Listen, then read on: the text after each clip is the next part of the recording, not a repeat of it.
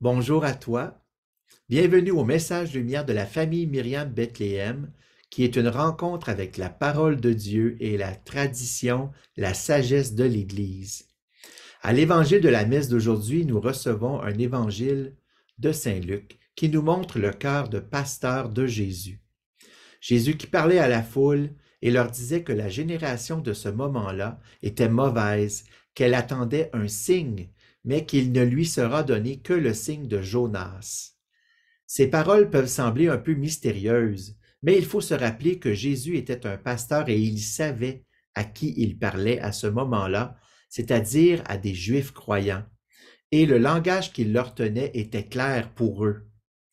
Quand Jésus leur parle du signe de Jonas, il faut se rappeler, nous, ce texte qu'on a justement aujourd'hui à la première lecture qui vient de l'Ancien Testament, qui est l'histoire de Jonas, un prophète envoyé par Dieu aux habitants de la très grande ville païenne de Ninive. Et ce message, c'était pour les inviter à se convertir, à faire pénitence pour leur conduite mauvaise.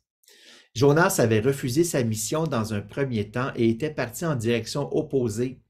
En chemin, il avait été avalé par un monstre marin et recraché après 3 jours. Le Seigneur l'a appelé à nouveau. Jonas est reparti pour achever sa mission.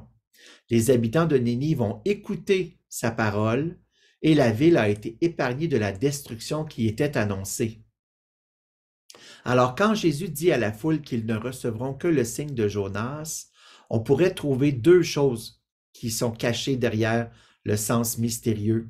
Il veut leur rappeler, Jésus, à la foule, que par sa référence à Jonas, il veut leur rappeler que Jonas a seulement proclamé le message de Dieu et les habitants de Ninive se sont convertis et ont fait pénitence.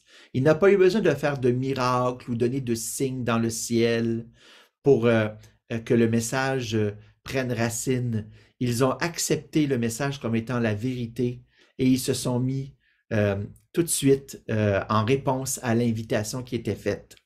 Jésus aussi fait référence au signe de Jonas. Jonas qui est resté 3 jours dans la mort, dans le monstre marin. Et tu sais, dans l'Ancien Testament, quand on parle de la mer, dans la Bible, quand on parle de la mer, quand on parle des eaux, on parle souvent de la capacité de l'eau à noyer. Donc, quand on est dans le fond de l'eau, c'est pour signifier la mort. Un peu comme quand on est baptisé, on est mis dans l'eau pour signifier la mort et la résurrection de Jésus. L'eau qui est un symbole de mort et de vie. Donc, Jonas, qui est dans le monstre marin, c'est pour symboliser Jésus, qui va mourir et après 3 jours, lui aussi ressortir de la mort, comme ressuscité, pour accomplir, donner les messages et procéder à la fondation de l'Église.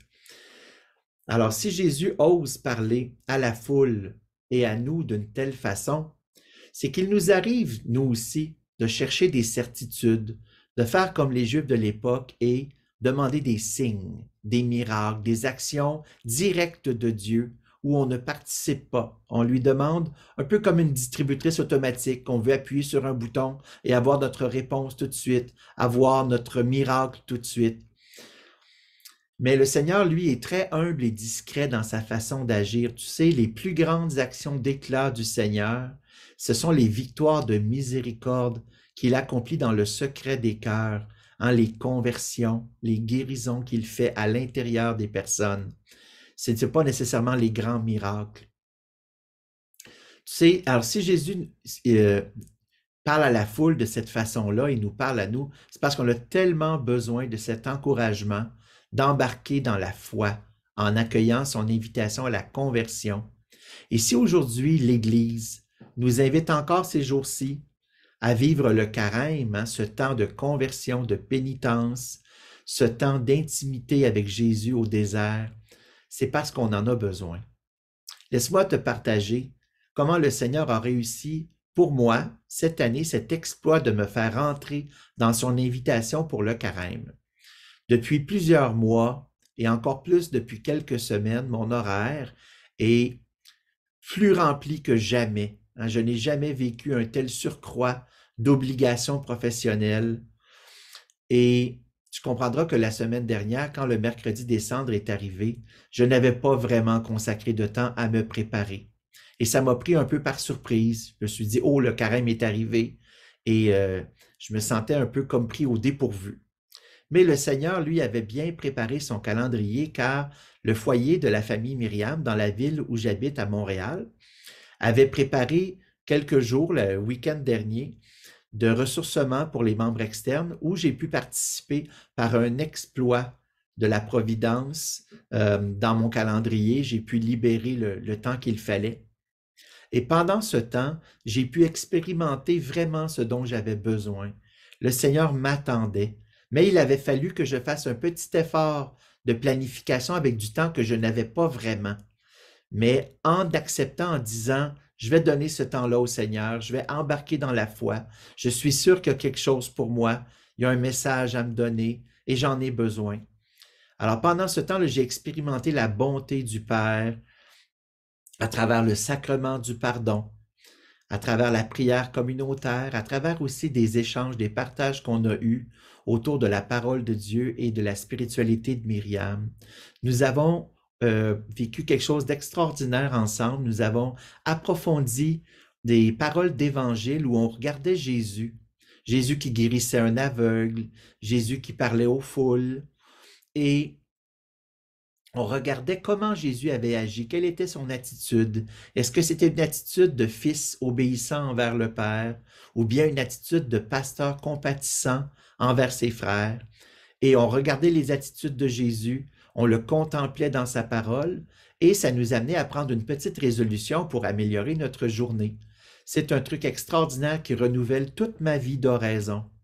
Alors tu vois, le Seigneur m'a donné sa grâce, il a amélioré ma vie de prière parce que j'ai fait un petit effort pour lui donner la place.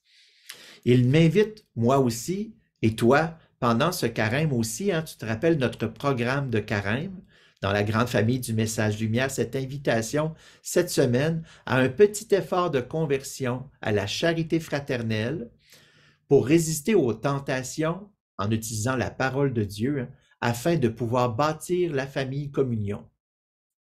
Alors, je te rappelle cette invitation que le Seigneur nous accompagne. Alors, ensemble, allons, veux-tu retrouver Jésus Eucharistie pour lui parler et surtout écouter ce qu'il veut murmurer au fond de notre cœur. Au revoir et à bientôt. On est heureux de se retrouver maintenant pour un petit temps autour de toi, toi qui es la source de l'amour. Et je te remercie maintenant de nous envoyer en mission, de remplir nos cœurs pour qu'on puisse manifester ces gestes d'amour au quotidien. Et on veut commencer par ce signe de la croix, Jésus, parce que c'est le plus grand signe de ton amour. Au nom du Père, et du Fils, et du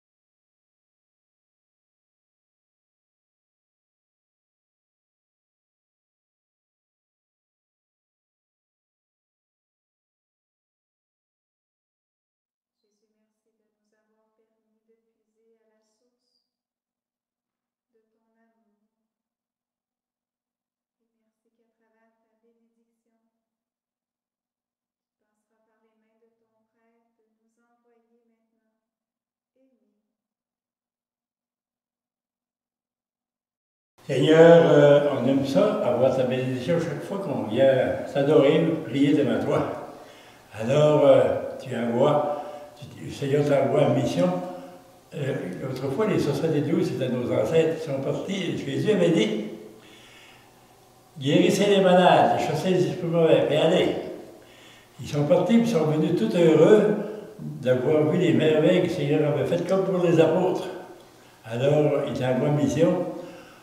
À travers la bénédiction, je vais demander que le Seigneur t'accorde les mêmes grâces que les 72 premiers qui sont partis en mission, afin que tu reviennes tout heureux ou heureuse d'avoir vécu les mêmes événements que les apôtres, la même voie, que les disciples ont vécu cette semaine-là. Au nom du Père et du Fils et du Saint-Esprit. Amen.